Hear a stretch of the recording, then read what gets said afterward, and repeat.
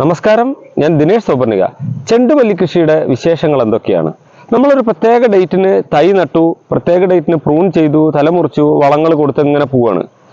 ഇപ്പൊ ഈ ജൂലൈ 8 എത്തി നിൽക്കുമ്പോൾ നിങ്ങളുടെ ചെടികളുടെ അവസ്ഥ എന്താണ്?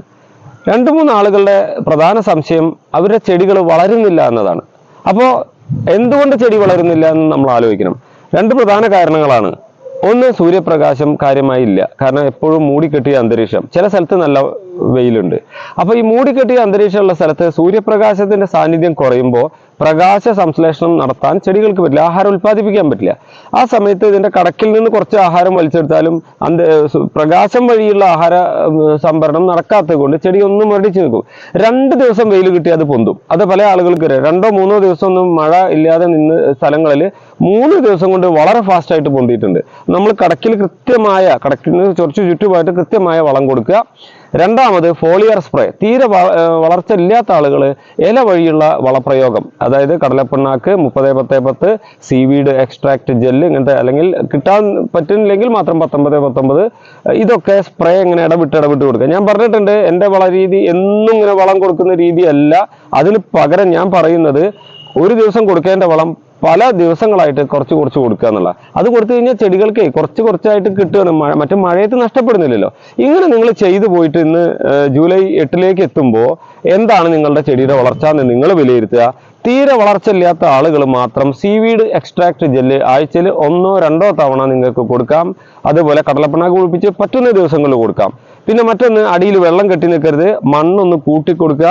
മണ്ണ് കൂട്ടിക്കൊടുക്കുമ്പോൾ ജൈവവളങ്ങളോ രാസവളങ്ങളോ ഇട്ടത് പെട്ടെന്ന് മണ്ണ് കൂട്ടിക്കൊടുക്കുമ്പോൾ ചെടികളുടെ കടക്കിലേക്ക് എത്തരുത്. ഇത് കൃത്യമായി ചെയ്യണം. ഇന്ന് ഒരാൾ വിളിച്ചിട്ട് എന്നോട് ചോദിച്ചു, പ്രൂൺ ചെയ്യട്ടെ എന്ന്. 2 കാരണം. നിങ്ങളെ ചെടിയുടെ വളർച്ച നോക്കുക. ഒരു 6 തട്ട് 7 തട്ടൊക്കെ ആയിട്ട് സ്ട്രെയിറ്റ് ആയിട്ട് വന്നിട്ടുണ്ടെങ്കിൽ നിങ്ങൾക്ക് ഏറ്റവും ടോപ്പ് മുകുളം മാത്രം മുറിച്ച് കളയാം. അതാണ് ചെയ്യേണ്ടത്. ഇനി അത് ചെയ്തിട്ടില്ലെങ്കിലും കുഴപ്പമില്ല. ഇനി മുറിക്കാതിരിക്കുകയാണ് കുറച്ച് നല്ലത്. കൊമ്പും ചില്ലകളും ഉണ്ടാവില്ല, ചെടി സ്ട്രെയിറ്റ് ആയിട്ട് വളരും. അതിൽ നിന്നുള്ള കിട്ടുന്ന പൂവെടുക്കാം. നമുക്ക് വൈകിയത് കൊണ്ട് ചെടിയെ ഇനി തല മുറിക്കുക എന്ന് പറയുന്നത് ഇതിലേക്ക് പോകുമ്പോൾ കുറച്ച് ബുദ്ധിമുട്ടുണ്ട്. ഇനി അല്ലെങ്കിൽ അത്രയും മുറിക്കണം നിർബന്ധം ഉണ്ടെങ്കിൽ ഏറ്റവും ടോപ്പ് മാത്രം മുറിക്കുക. അത് നിർബന്ധം ഞാൻ പറയൂല കേട്ടോ. ചെടിക്ക് നല്ല വളം കൊടുക്കുക, ഇനി പരിപോഷിപ്പിക്കുക. എന്നിട്ട് ഞാൻ പറഞ്ഞു, ഇതിൻ്റെ ഇടയിൽ ഒരു തവണ മാത്രം കുറച്ച് ഒരു 1/4 സ്പൂൺ 1/2 സ്പൂൺ പൊട്ടാഷ് മാത്രം ഒന്നുകിൽ ഫാക്ടംബോസിന്റെ ഒപ്പോ അല്ലെങ്കിൽ DAPയുടെ ഒപ്പോ ആയിട്ടോ ചെടികൾക്ക് കൊടുക്കുക. 1/4 സ്പൂൺ പൊട്ടാഷ് മാത്രം, വളരെ കുറച്ച്, 1/2 സ്പൂണിന്റെ അടുത്ത് ഒറ്റ തവണ. അത് ചെടി ഇനിയും വളരാണ് വേണ്ടത്. ഇനി പൂവല്ല ഇപ്പോൾ വേണ്ടത്. ചെടി നല്ല തഴച്ച് വളരാൻ നൈട്രജൻ വളങ്ങൾ കൊടുക്കുക. അപ്പോൾ നിങ്ങൾ കൊടുക്കുന്ന 30-10-10 DAP അല്ലെങ്കിൽ ഫാക്ടംബോസ് കൊടുക്കുക. 19-18 ഒക്കെ കൊടുക്കുകയാണെങ്കിൽ ഒരു തവണ കൊടുത്താൽ മതി. ഇനി ചെടി നന്നായി വളരട്ടെ. ഇനിയിപ്പോൾ എല്ലുപൊടി വേപ്പും മണ്ണാക്കൊന്നും കടക്കിലിട്ട് കൊടുക്കണ്ട. കമ്പോസ്റ്റ് മാത്രം ഉണ്ടെങ്കിൽ മണ്ണ് കൂട്ടാം. പൂപ്പലിനുള്ളതും പിന്നെ അതേപോലെ വാട്ടരോഗത്തിനുള്ള മരുന്നൊക്കെ നമ്മൾ മറ്റു വീഡിയോകളിൽ പറഞ്ഞിട്ടുണ്ട്. അതൊക്കെ കൃത്യമായി ചെയ്യുക. അഴുകലാണെങ്കിൽ മാത്രം സാഫ് കൊടുക്കുക. ചില മഴ ഇല്ലാത്ത സ്ഥലങ്ങളിൽ ചെതൽ ശല്യം ഉണ്ട്. ചെതൽ ശല്യത്തിന് 2 കാരണം.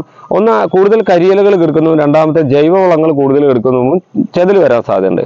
അപ്പോൾ നിങ്ങൾ ഈ ജൈവവളങ്ങൾ ഒന്നിച്ച് കൊണ്ടിടാതെ മണ്ണിൽ വെതറിയതിന് ശേഷം നന്നായി ഇളക്കിയിട്ട് മണ്ണിട്ട് വെറ്റി കൊടുക്കുക. അപ്പോൾ അങ്ങനെയുള്ള രീതിയൊക്കെ അനുവർത്തിക്കുക. ഇനി നന്നായിട്ട് വളരണം. ഇപ്പോൾ ഒരാൾ പൊട്ടാഷ് കൊടുക്കട്ടെ എന്ന് ചോദിച്ചു. അതായത് SOP MOP എന്ന് പറയുന്ന വളങ്ങൾ കൊടുക്കട്ടെ എന്ന് ഇന്നലെ ഒരു മെസ്സേജ് ഇട്ടു. ഇപ്പം നിങ്ങൾ SOP MOP കൊടുക്കണ്ട. കാരണം ഞാൻ പറഞ്ഞു, എൻ്റെ രീതിയാണ്, മറ്റുള്ള രീതിയല്ല. ഞാൻ പറഞ്ഞു എൻ്റെ രീതിയിലാണ്. എന്നോട് ചോദിക്കുകയാണെങ്കിൽ ഞാൻ പറയും, ഇപ്പോൾ കൊടുക്കണ്ട. ഒരു തവണ ലൈറ്റായിട്ട് പൊട്ടാഷ്, ഏതെങ്കിലും ഒരു പൊട്ടാഷ് ഒറ്റ തവണ, ഈ 10-ാം തീയതിയുടെ ഉള്ളിൽ ഒറ്റ തവണ ലൈറ്റായിട്ട് കൊടുത്തിട്ട് നിർത്തുക. പിന്നെ കുറച്ച് ദിവസം കഴിയട്ടെ എന്ന്. അതേപോലെ 18-18 കൂടുതൽ ഇപ്പോൾ കൊടുക്കണ്ട. ഒരു തവണ കൊടുത്തിട്ട് അത് നിർത്തുക. ബാക്കി വളങ്ങളെല്ലാം കൃത്യമായിട്ട് കൊടുക്കുക. തീരെ വളരാത്ത ആളുകൾ, തീരെ വളർച്ച ഇല്ലാത്ത ആളുകൾ, നിങ്ങൾ ഒരു ചെടിയിൽ ഒരു തരത്തിലുള്ള വളർച്ചയും കിട്ടാത്ത ആളുകൾ മാത്രം കണ്ടിന്യൂസ് ആയിട്ട് ഈ വളങ്ങൾ ലൈറ്റായിട്ട് ഡയലൂട്ടായിട്ട് ഈ സാധനങ്ങൾ കൊടുക്കുക എന്നുള്ളതാണ്. അപ്പോൾ ഇപ്പോൾ പൊട്ടാഷ് കൊടുക്കാനായിട്ടില്ല. പിന്നെ ഇന്നലെ വേറൊരാളൊരു ഫോട്ടോ അയച്ചു, മൊട്ട് വന്നിട്ടുള്ളത്. മൊട്ട് വന്ന് 2 കാരണമാണ്. മെയ് മാസത്തിൽ നട്ട ആളുകൾക്ക് മൊട്ട് വരാൻ തുടങ്ങിയിട്ടുണ്ട്. അപ്പോൾ അവരൊക്കെ എന്ത് ചെയ്യുക? ഇപ്പോൾ അവർക്ക് പൊട്ടിച്ച് വിൽക്കാൻ കഴിയുന്ന ഒരു സാഹചര്യമാണെങ്കിൽ എന്ത് ചെയ്യാം? ആ മൊട്ട് നിർത്താം. അത് കഴിഞ്ഞിട്ട് അത് പിന്നെ പൂവായി വരുമ്പോൾ ഓണത്തിൻ്റെ കുറേ മുന്നേ പൂവിട്ട് കഴിഞ്ഞാൽ പൊട്ടിച്ച് വിൽക്കാം. ഇനിയല്ല, കുറച്ചും കൂടി സമയം നീട്ടി കിട്ടണമെങ്കിൽ പൂമൊട്ട് മാത്രം മുറിച്ചാൽ പോരാ. പൂവിൻ്റെ ആ ഞെട്ടിയടക്കമുള്ള ഭാഗം, അതായത് തലപ്പിൻ്റെ എവിടുന്നാണോ ആ മൊട്ടുകൾ സ്റ്റാർട്ട് ചെയ്ത് ആ ഭാഗം തന്നെ പൂർണ്ണമായിട്ട് മുറിച്ച് നീക്കുക എന്നുള്ളതാണ്, ചെരിച്ച് മുറിച്ച് നീക്കുക എന്നുള്ളതാണ് ചെയ്യേണ്ടത്. പിന്നെ ഈ ജൂൺ ഫസ്റ്റ് വീക്കിൽ നട്ട ഒരാൾ മെസ്സേജ് അയച്ചു, അദ്ദേഹത്തിനും മൊട്ട് വരാൻ തുടങ്ങിയെന്ന്. ആ മൊട്ടും അതിൻ്റെ തലപ്പും അടക്കം മുറിച്ച് നീക്കുക. കേട്ടോ. അത് രണ്ട് കാരണം പറഞ്ഞു. ഒന്ന്, തൈ നട്ടത് പ്രായം കൂടിയ തൈ ആയിരിക്കാം. രണ്ടാമത് ഏതെങ്കിലും സമയം അമിതമായിട്ട് പൊട്ടാഷ് കൂടിയിട്ട് കൊടുത്തിട്ടുണ്ടായിരിക്കാം. മൂന്നാമത് ഇത് വളരെ, അതായത് നേരത്തെ പ്രായം കുറഞ്ഞ തൈ ആണെങ്കിലും നേരത്തെ നട്ടതായിരിക്കാം. അപ്പൊ ഇതൊക്കെ നിങ്ങൾ തന്നെ ആലോചിച്ചറിയാലോ നിങ്ങൾക്ക്. അപ്പൊ എന്നോട് ഒരു ഡേറ്റ് മാറ്റി പറഞ്ഞുകൊണ്ട് കാര്യമില്ല. അപ്പൊ ഈ രീതിയിലൊക്കെ പോവുക. പൊട്ടാഷ് കൊടുക്കാറായിട്ടില്ല. ഇപ്പൊ നിങ്ങൾ കൊടുക്കുന്ന രീതി തന്നെ മാറ്റി മാറ്റി ഈ വളങ്ങൾ തന്നെ കൂട്ടി കൊടുത്തുകൊണ്ട് അങ്ങനെ പോവുക. നമുക്ക് ഈ മാസം ലാസ്റ്റ് ആവുമ്പോഴേക്കും മുട്ട് വന്നാൽ മതി എന്നുള്ള ഒരു കൺസെപ്റ്റിലേക്കാണ് നമ്മൾ പോകുന്നത് കേട്ടോ. ജൂലൈ മാസം ലാസ്റ്റ്, ഒരു ഡേറ്റ് പറയാം. ആ ഡേറ്റിന്റെ സമയത്തേക്ക് അതിൽ ചെടിയിൽ കാണിക്കുന്ന ആ ലക്ഷണങ്ങൾ നോക്കിയിട്ട് നമുക്ക് മുട്ട് വരാറായോ എന്ന് അറിയാൻ പറ്റും. അതുവരെയുള്ള വളങ്ങൾ കൊടുക്കുക. ഈ ജൂലൈ 10, 12 വരെ ഇതേ വളങ്ങൾ റിപ്പീറ്റ് ചെയ്ത് കൊടുക്കുക. കൂടുതലാക്കി കൊടുക്കുക. ഒരു തവണ ഇടയിൽ പൊട്ടാഷ്യം കൊടുക്കുക. അപ്പൊ ഇത് ഇടയിൽ റിപ്പീറ്റ് ആയിട്ട് വന്നിട്ടുണ്ടാവും. നമ്മളെ ഗ്രൂപ്പിലെ കർഷകർക്ക് വേണ്ടിയിട്ട് മനസ്സിലാവാൻ വേണ്ടിയിട്ടാണ് ഇത്രയും വിശദീകരിച്ച് തന്നത്. എല്ലാ വളങ്ങളും നിങ്ങൾ കൊടുക്കുന്നതോടൊപ്പം പൊട്ടാഷ്യന്റെ അളവ് കുറയ്ക്കണം. ഒറ്റ തവണയാക്കി നിർത്തുക. എന്തെങ്കിലും സംശയം ഉണ്ടെങ്കിൽ കോൾ ചെയ്യുകയാണെങ്കിൽ 4:30 ശേഷം വിളിച്ചാൽ മതി. 4:30 ശേഷം എപ്പോൾ വിളിച്ചാലും എടുക്കും. ഈ കോള് കിട്ടില്ലെങ്കിൽ എനിക്ക് തുടർച്ചയായിട്ട് കോള് വന്നുകൊണ്ടിരിക്കുന്ന കാരണം ഒരു കോള് കഴിയുമ്പോൾ അറ്റൻഡ് ചെയ്യല്ലേ പറ്റുള്ളൂ. അപ്പൊ അതുകൊണ്ട് നമ്മളെ ചെണ്ടുമല്ലി കൃഷി ചെയ്യുന്ന സുഹൃത്തുക്കൾ ഇത് തുടർന്നു പോവാനും ഭാവിയിൽ പൂക്കൃഷിയുമായി ബന്ധപ്പെട്ട എന്തെങ്കിലും സംരംഭം തുടങ്ങാനും ആഗ്രഹം ഉണ്ടെങ്കിൽ എനിക്ക് മെസ്സേജ് അയക്കാം, അല്ലെങ്കിൽ വീഡിയോയ്ക്ക് താഴെ കമന്റ് ചെയ്യാം. പിന്നെ ഒരു കാര്യമുള്ളൂ, ഞാൻ ഏകദേശം ഇങ്ങനെ നോക്കുമ്പോൾ നമ്മളെ വീഡിയോ കാണുന്ന കുറേ ആളുകൾ ഇപ്പോഴും ചാനൽ സബ്സ്ക്രൈബ് ചെയ്തിട്ടില്ല. കാരണം ഒരു വീഡിയോ കാണുന്നു പോകുന്നു, ഇത്ര മാത്രം. അതല്ല ചെയ്യുക. നിങ്ങളുടെ ഒരു സഹകരണം കൂടി അതിൽ വേണം. ചാനൽ നിർബന്ധമായും സബ്സ്ക്രൈബ് ചെയ്യുക.